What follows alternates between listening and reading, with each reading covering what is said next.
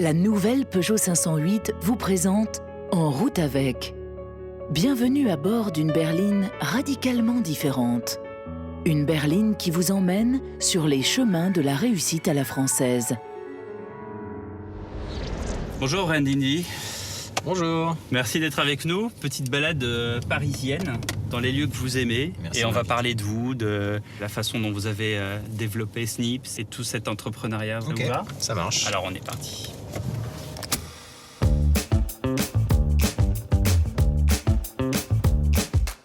Bonjour, je suis Pierre de Villeneuve et je vous embarque sur les chemins de la réussite à la française. Bienvenue dans En route avec, on part en balade à travers les lieux symboliques qui ont marqué mon invité, qui raconte son succès, son parcours. Aujourd'hui sur le siège passager, Rand Indy, le français qui défie Google et Amazon sur leur nouveau terrain de jeu, les assistants vocaux.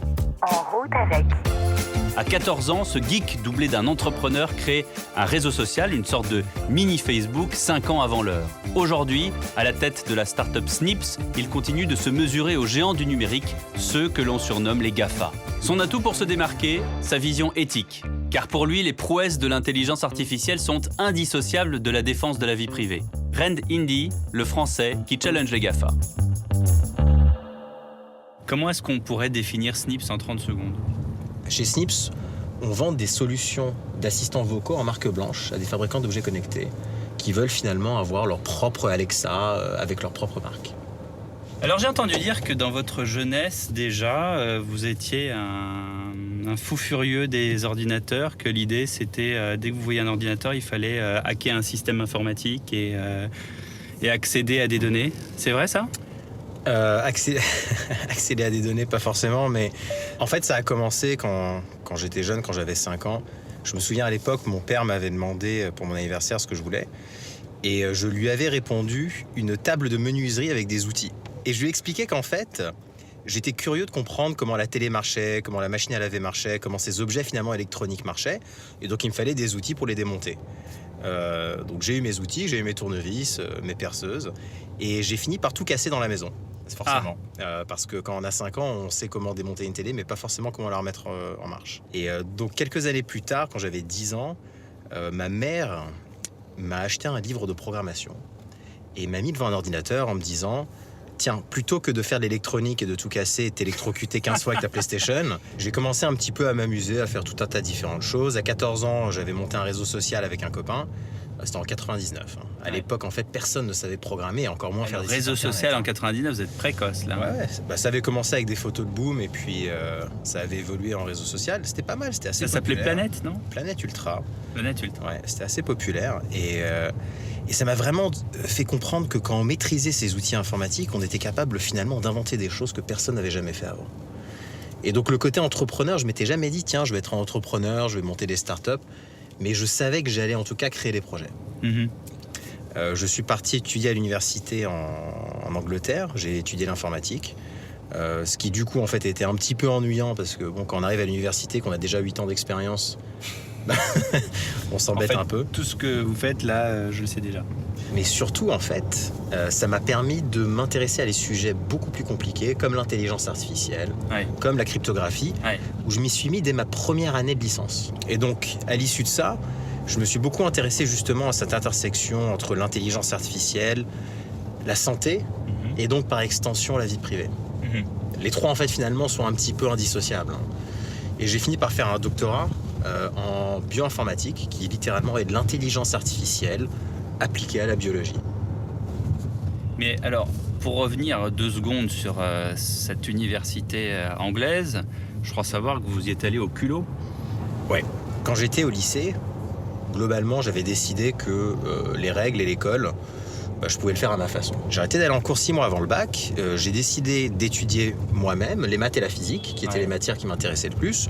Et globalement, de passer mon bac en me disant, de toute façon, je ferai des maths et de la physique. Donc je me rappelle, je suis allé voir mon père, j'ai dit, papa, je ne vais plus à l'école. Il m'a regardé, il m'a dit, ah bon, qu'est-ce que tu vas faire ? Et je lui ai dit, je vais faire des maths et de la physique, et puis t'inquiète pas, tout va bien se passer. Il vous a fait confiance ? Il m'a fait confiance. Je m'étais inscrit à l'université en Angleterre à l'époque, mais pour pouvoir rentrer, il fallait que j'ai mention bien. C'est compliqué quand même d'avoir mention bien quand on n'étudie pas toutes les matières en fait réellement. Donc je passe mon bac, j'ai mon bac, mais je rate la mention bien. Le résultat à l'université me dit, pas de mention bien, pas d'université. Je prends l'Eurostar, je vais à Londres. J'arrive, je toque à la porte de la personne en charge des admissions dans le département d'informatique, parce que je m'étais inscrit en informatique, en disant bonjour, je m'appelle Rand, je suis là pour mon interview.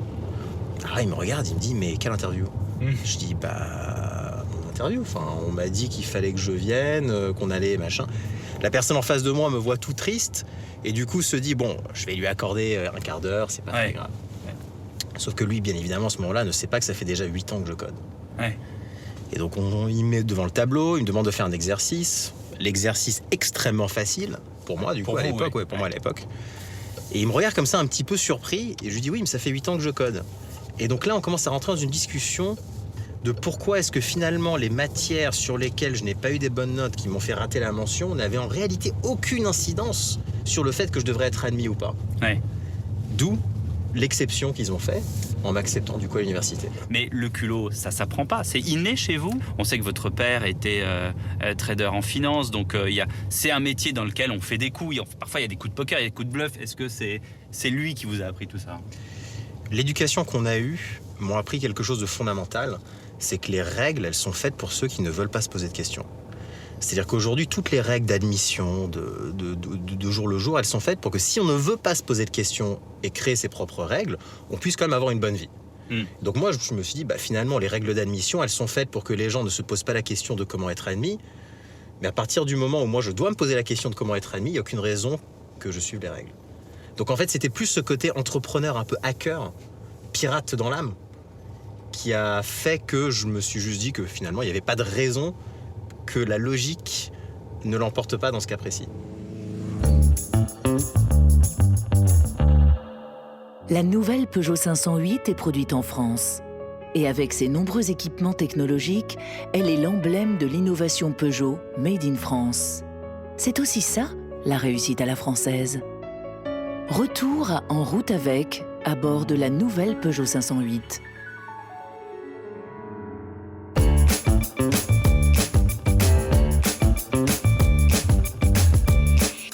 Rand Indy, on est à la fois dans votre quartier personnel et professionnel. Pourquoi avoir choisi ce quartier de l'Opéra, bien précisément ? Pour nos bureaux, on a choisi d'être dans le centre pour une raison simple. C'est que quand on veut recruter du top talent, en fait, personne ne veut aller trop loin de la ligne 9. La ligne 9 du métro. Oui, c'est précis. Ah, ça, c'est étonnant, ça. Et pourquoi la 9 et pas une autre ? Parce qu'en fait, elle traverse tout Paris et donc elle est accessible de n'importe quel quartier. D'accord. Et donc, plus on s'éloigne de la 9 et du centre, moins en fait, on est capable de recruter des gens. Et en fait, ils nous posaient la question souvent sur quelle ligne de métro étaient nos bureaux. Et quand on répondait que c'était sur la 9, on voyait qu'ils étaient beaucoup plus motivés en fait pour venir au bureau. Et donc, du coup, vous vous êtes dit, je vais m'installer pas très loin, c'est ça ? Pour avoir ma maison ? Ça, c'était plus un hasard. Il y avait plusieurs endroits à Paris dont j'avais toujours rêvé de vivre, dont la place Édouard VII, qui est juste à côté. Alors, vous avez choisi ce lieu aussi pour accueillir l'invité de l'invité.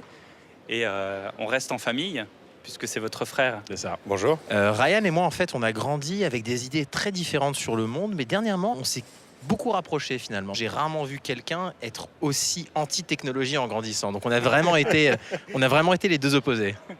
C'est vrai, tout ce qui est technologique, encore aujourd'hui ? Non, aujourd'hui, j'ai plus le choix, je suis obligé de faire avec, mais c'est vrai que mon camp a gagné. Je suis reporter, donc j'ai tendance à aller chercher les histoires humaines. Je peux aller finalement dans les endroits où il n'y a pas du tout de technologie, et c'est là-bas que je me sens le mieux. Après, il y a quelque chose d'amusant. Mon frère avait écrit un article il y a quelques années sur comment je développe une technologie qui a retiré le métier de mon père. Finalement, il fait presque la même chose avec nous les journalistes. Tout ce qui est l'information brute, elle va être traitée avec de l'intelligence artificielle. Il manquera toujours peut-être une sensibilité, une façon de se parler, une façon de poser des questions, d'aller un petit peu plus loin que la machine peut-être n'en est pas capable. Comment est-ce que, Ryan, vous définiriez votre frère ? Il a toujours eu une vision assez différente. Et c'est vrai qu'il avait toujours tendance à aller un petit peu plus loin que nous. Je vous donne juste une petite anecdote. Quand on était petit, je devais avoir 10 ou 12 ans. On était à l'hôtel et puis il avait décidé de hacker le système informatique de l'hôtel pour pouvoir voir des films à l'infini. Ah bon? Du coup, moi, je m'étais un petit peu amusé à aller fouiller, à comprendre comment ça marchait. Et effectivement, c'était pas très compliqué de regarder les Mais films. vous voyez, gratuitement. c'était ça ces vacances en fait. C'est-à-dire que nous, nos vacances, c'était d'aller à la plage et de, et de passer un bon moment. Lui, il Et puis lui, il restait. Mais c'est vrai qu'en grandissant, finalement, on s'est quand même pas mal retrouvé sur le fait sa vision de la technologie, une vision très humaniste. Et on se retrouve là-dedans. En fait, finalement, je pense qu'en grandissant, on a tous les deux réalisé que ce qui était intéressant, c'était justement d'aller chercher cette intersection entre l'intelligence logique, l'intelligence émotionnelle, pour être capable de comprendre comment la logique, en fait, pouvait venir en support de l'intelligence émotionnelle, et pas l'inverse. Et je sais que c'est quelque chose qui m'a fallu beaucoup de temps pour comprendre que finalement, l'intelligence logique, le QI, n'était que là pour rationaliser et mettre en œuvre des idées qu'on avait développées émotionnellement. Et donc là, j'essaye en fait de comprendre comment mon frère réfléchit en fait. Merci beaucoup Ryan d'avoir Merci à partagé vous. ce moment avec nous. Allez, on retourne en voiture pour cette balade parisienne.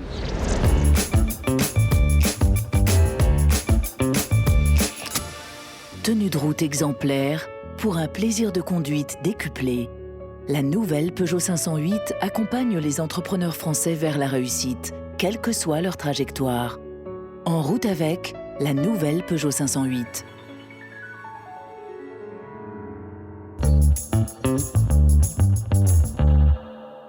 Alors dans notre petit périple en voiture, on a une petite séquence qui s'appelle la séquence de la boîte à gants. Donc vous allez ouvrir la boîte à gants et vous allez me dire ce que vous y trouvez et ce que ça vous inspire. Il est éteint, j'espère. Hein. Dites-nous ce que c'est. C'est une enceinte connectée d'un géant américain. Ouais. C'est un objet qui en soi est très bien et la technologie derrière est de cette entreprise en particulier, elle marche très bien. D'ailleurs, je pense que c'est une des entreprises aujourd'hui les plus avancées. En revanche, ce que ça m'inspire, et c'est un petit peu ce que j'ai eu là, j'ai eu ce petit moment de panique, hein, pour être honnête. Ce petit moment de panique, parce que d'avoir un microphone caché qui envoie ses données à une entreprise de l'autre côté du monde dont les intérêts ne sont pas forcément les mêmes que les miens, il y a quelque chose de vraiment perturbant dans ça. Parce que j'ai entendu dire, et c'est la raison pour laquelle on vous présente cet objet aujourd'hui, que vous voudriez vous-même réaliser un objet de ce type qui puisse anéantir ce qui existe. Aujourd'hui, chez Snips, on vend une technologie d'assistant vocal à des entreprises qui veulent créer leurs propres produits et permettre à leurs utilisateurs de leur parler. Donc on n'a pas aujourd'hui de produits de grande consommation. On est véritablement une entreprise qui fournit une technologie à d'autres entreprises qui créent des objets de grande consommation. Et ça, c'est un choix qu'on a fait. C'est un choix qu'on a fait parce qu'on s'est dit que finalement, la manière la plus rapide d'intégrer notre technologie et de faire face en fait aux géants américains, c'était d'être dans le maximum d'objets le plus rapidement possible. Et que d'être dans 100 millions d'objets, c'était plus facile à faire quand on ne fabriquait pas les objets nous-mêmes. Et alors, qu'est-ce qui différencie les assistants de Google de ceux de Snips ?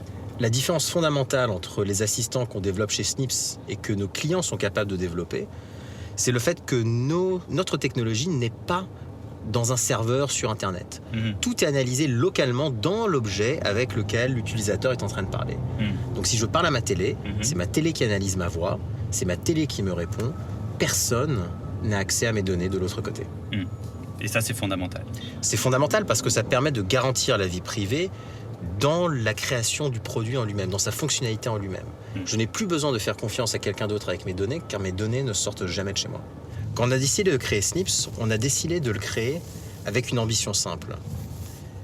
De reproduire les mêmes performances technologiques qu'offrent les géants américains dans l'intelligence artificielle, mais en respectant la vie privée et en garantissant non seulement qu'on la respecte, mais que personne ne peut accéder aux données en question. C'est ce qu'on appelle le privacy by design, la confidentialité par design en fait. Ouais. Donc les problèmes d'intelligence artificielle, il faut comprendre pourquoi est-ce que c'est un danger aujourd'hui. Il n'y a rien de mal dans l'idée de personnaliser du contenu, il n'y a rien de mal dans l'idée d'offrir un service qui requiert de la donnée. Le problème, c'est que les GAFA se servent de ces données personnelles pour créer des profils extrêmement précis de leurs utilisateurs. Et dans un deuxième temps, utiliser ces profils pour faire ce qu'on appelle du targeting, c'est-à-dire de la personnalisation de contenu, de la personnalisation de produits à acheter, de recommandations de produits à acheter, de films à voir, de musique à écouter. Et ça paraît anodin, mais en réalité, ce que c'est en train de faire, c'est en train de réduire la diversité de ce à quoi les internautes sont exposés. C'est-à-dire que finalement, c'est tellement plus facile de faire cliquer quelqu'un sur quelque chose qu'il connaît déjà, avec lequel il est familier, qu'on a tout intérêt en fait à faire ça. Ouais. Une nouvelle étape dans notre balade parisienne. Vous avez choisi le jardin du Palais Royal. Pourquoi ? J'ai toujours trouvé que ce jardin était magnifique. Depuis que je suis petit, j'ai toujours aimé venir me balader ici. Et dernièrement, les quelques fois où je me suis retrouvé très stressé, ou un petit peu fatigué, ou j'avais besoin de souffler, je venais ici, un peu instinctivement, sans même réfléchir. Je marchais dans la rue, je me baladais, je rentrais ici, et je ressentais tout de suite ce côté très apaisant, très beau. Vous savez quoi ? On va aller s'apaiser tous les deux dans ce jardin du Palais Royal.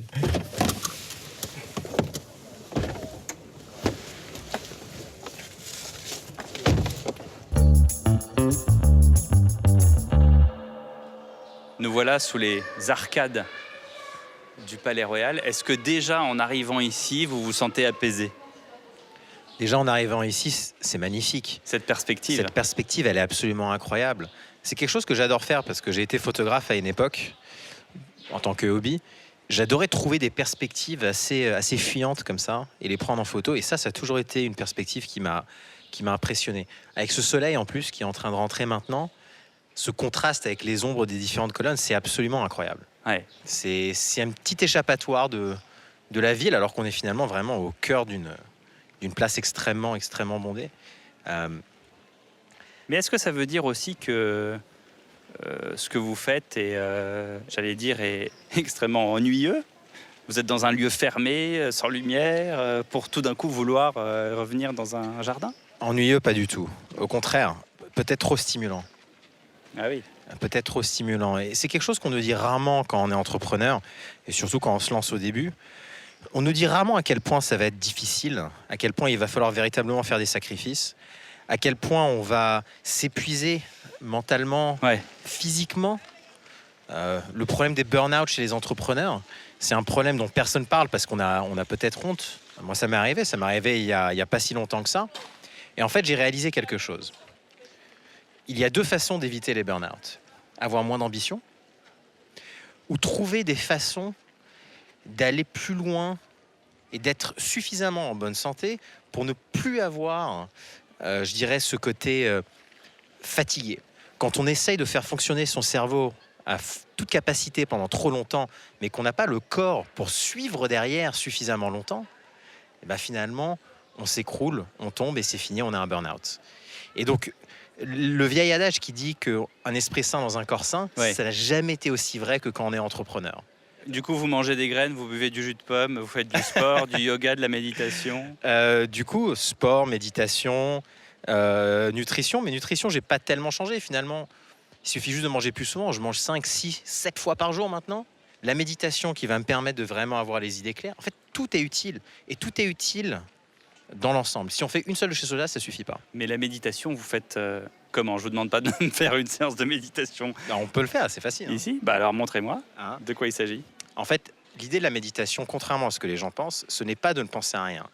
D'un point de vue physiologique, ce qui se passe quand on médite, c'est qu'on désactive l'aire du cerveau qui est responsable de notre ego. Et c'est pour ça que ceux qui méditent beaucoup se sentent très connectés à la nature, aux autres personnes, parce que littéralement, on enlève le concept de soi. On s'oublie soi. On s'oublie soi-même, exactement. Ouais. Et on commence à se voir avec de la perspective. On commence à comprendre, OK, en tant qu'individu, mon rôle, c'est ça. Et quand on prend de la perspective, on s'aperçoit des erreurs qu'on fait, on s'aperçoit des choses qui sont importantes ou pas. Et au bout d'un moment, à force de pratique, c'est comme si on avait une petite voix qui nous arrêtait à mi-chemin quand on allait réagir sur quelque chose et qui nous donnait une deuxième chance. Est-ce que vraiment, là, tout de suite, j'ai envie de me battre pour ça ? Dans la majorité du temps, en fait, on n'en a rien à faire. Et donc, on choisit ses batailles. Et donc, on est moins fatigué, on est moins stressé. Et on peut mettre plus d'efforts sur des choses qui vraiment sont importantes. Et est-ce que, justement, par votre expérience, chez Snips, vous avez propagé l'idée ou encouragé la méditation, le fait de prendre soin de son corps. Le bien-être, bien sûr. Depuis le premier jour chez Snips, on a toujours voulu éviter deux choses. On a voulu éviter que les gens restent devant les ordinateurs en ne faisant rien d'autre. On a voulu éviter que les gens mangent n'importe quoi. Donc une première chose qu'on a fait, c'est qu'on a dit à toutes les personnes de la boîte, vous pouvez manger n'importe quoi, n'importe où, n'importe quand, c'est la société qui s'en charge. Et dans un deuxième temps, ce qu'on a fait, c'est qu'on a aussi dit que tous les sports qui seraient faits en équipe seraient remboursés par la société. Et donc naturellement, on a des groupes qui se sont montés pour faire de l'escalade, du tennis, du spinning, du yoga, toutes les activités. Donc aujourd'hui, quand vous rejoignez Snips, vous avez une quinzaine de sports et d'activités de bien-être dans lesquels vous pouvez participer, qui ont été créés par des gens de la société. Parce que pour être honnête, aujourd'hui, quelqu'un qui ne se sent pas bien ne sera pas productif, ne sera pas engagé, ne sera pas motivé et de toute façon finira par partir. Et le coût de perdre quelqu'un et de reformer quelqu'un d'autre est tellement plus grand que les 2-3 heures en moins qu'on n'a pas travaillé, quoi. Dans la majeure partie des cas, il vaut mieux travailler intelligemment. C'est-à-dire trouver des façons de travailler moins finalement. Qu'est-ce que je peux déléguer à une machine pour que je n'ai pas besoin de le faire moi-même? Est-ce que finalement, peut-être, il y a une façon plus intelligente de réaliser cette tâche que ce que je suis en train de faire maintenant? Et donc là, on en revient à l'apprentissage. On en revient à encourager les gens à se poser des questions, à améliorer les conditions de leur propre travail, à apprendre des nouvelles facultés, à gérer eux-mêmes le recrutement de leurs équipes, à gérer eux-mêmes, en fait, finalement, ce que leur travail devrait devenir plutôt que ce que nous, on leur impose de faire. Mon objectif en tant que patron d'entreprise n'est pas de faire le travail de tout le monde et de prendre de toutes les décisions. Mon objectif, c'est de prendre le moins de décisions possible et de trouver les meilleures personnes qui prendraient les décisions spécifiques à ma place. Mais ça, comment est-ce que vous les castez? C'est vous méditez pendant 6 heures et vous dites, tiens, lui, pas du tout. Lui, c'est le meilleur. Non, en fait, ce que je fais, c'est que je commence toujours par faire moi-même le métier. Pour comprendre un petit peu de quoi il s'agit, pour comprendre le niveau de difficulté, pour comprendre un petit peu les barrières. Et une fois que j'ai à peu près compris en quoi ça consiste, du coup, je suis capable de savoir si quelqu'un est bon ou pas. Et puis ensuite, c'est de l'émotionnel. Recruter quelqu'un, c'est autant du process que du feeling, en fait. Là, il n'y a pas d'intelligence artificielle. L'intelligence artificielle ne marche pas pour le recrutement.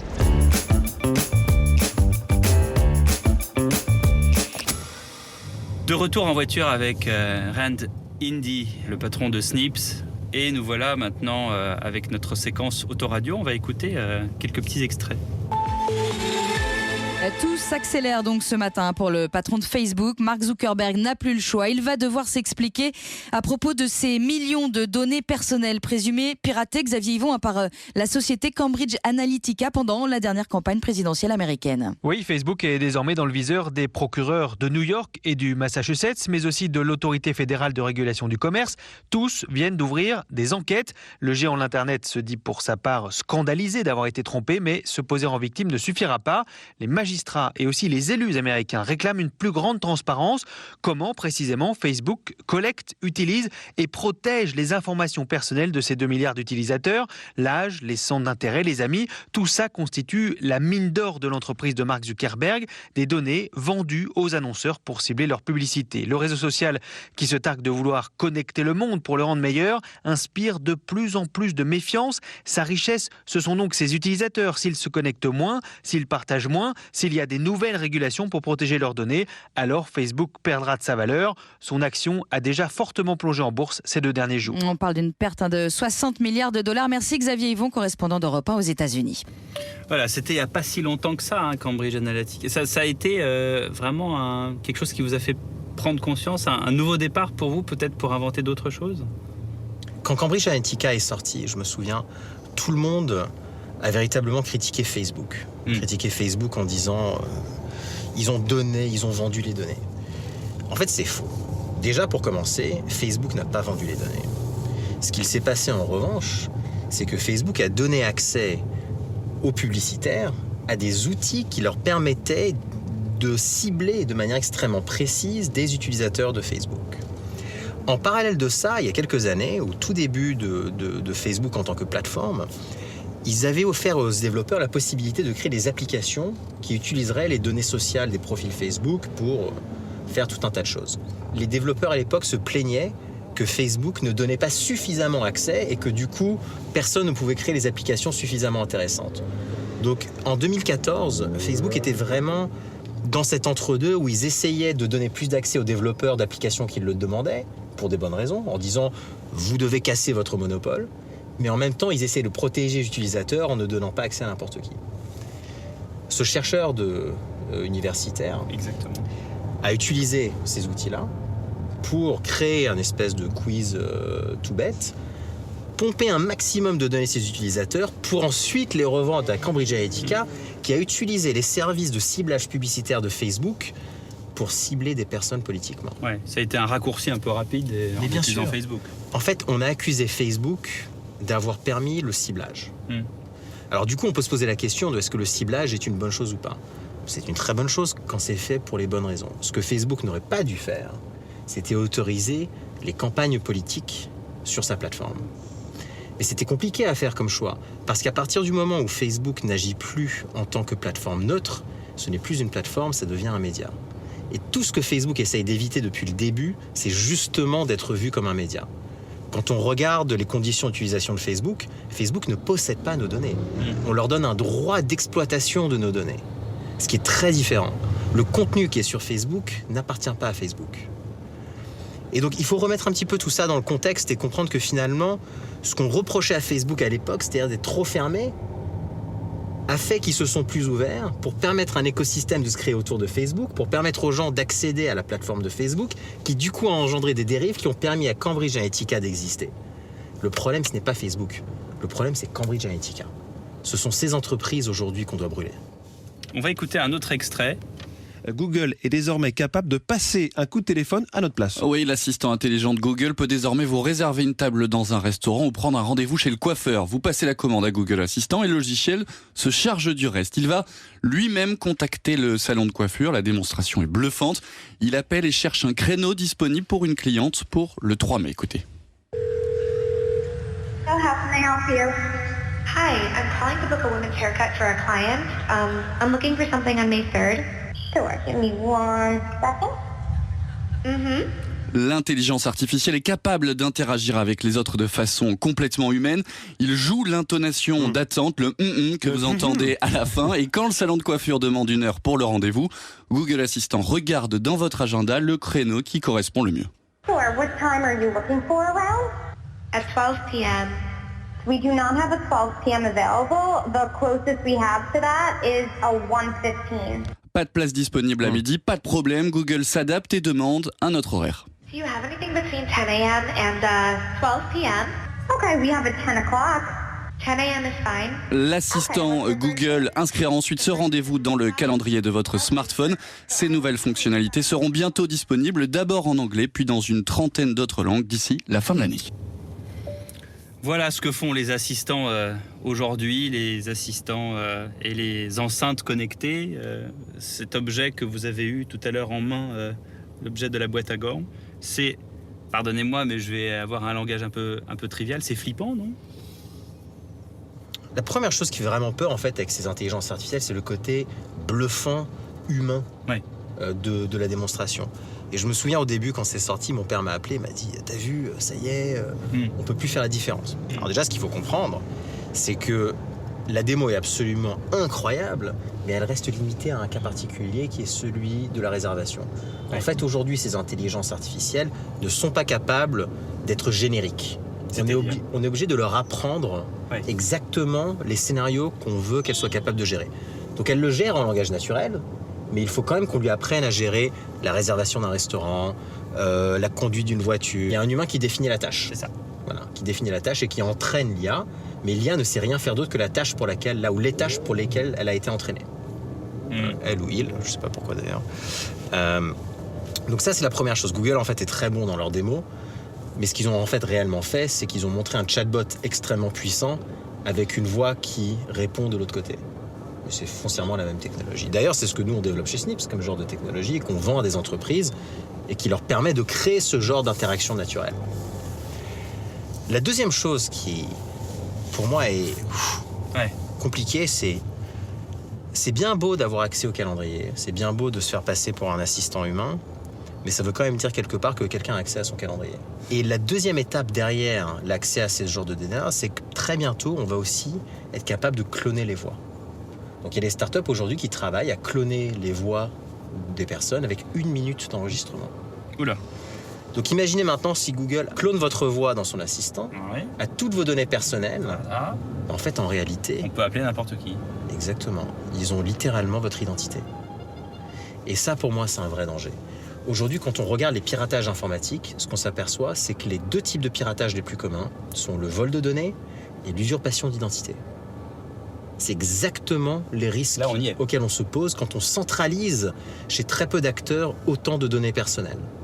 On permet à n'importe qui aurait accès aux données de Google, Facebook, Amazon ou n'importe qui d'autre de voler notre identité et de voler nos données. Rand Indy, comment est-ce qu'on fait pour que l'intelligence artificielle ne provoque pas un carnage social ? Il y a 3 ou 4 ans maintenant, on avait été les premiers au Conseil national du numérique, dont je faisais partie à l'époque, à se poser justement la question de l'impact de l'intelligence artificielle sur l'emploi. Donc on avait produit un rapport pour Axelle Lemaire, l'ancienne ministre, secrétaire du numérique, où justement on expliquait que finalement les métiers ne disparaîtront pas vraiment. En fait, cette espèce de fantasme de l'IA, de l'intelligence artificielle qui remplace plus de la moitié des emplois et que tout le monde est au chômage, c'est globalement n'importe quoi. C'est n'importe quoi pour une raison. Oui. N'importe quoi. C'est n'importe quoi.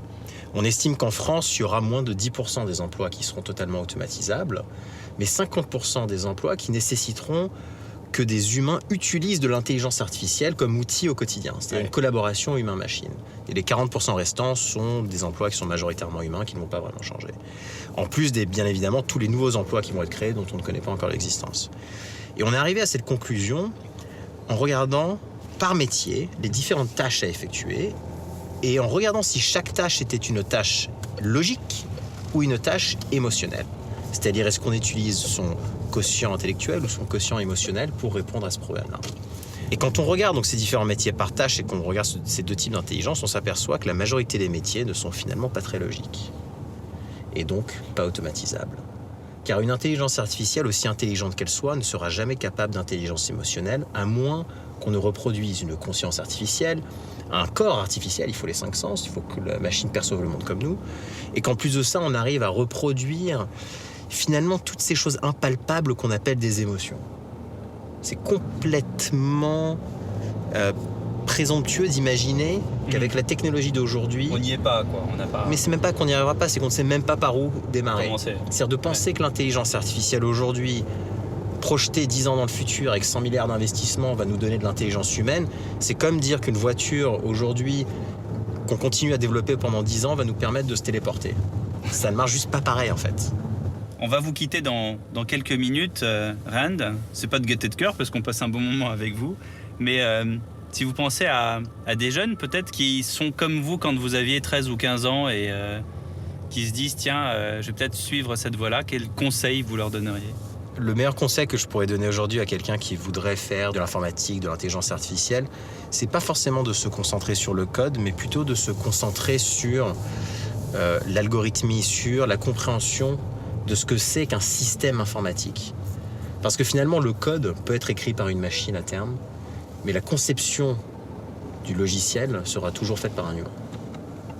Eh ben, merci beaucoup, Rand, d'avoir partagé cette balade parisienne avec nous. Merci beaucoup de m'avoir invité, c'était très sympa.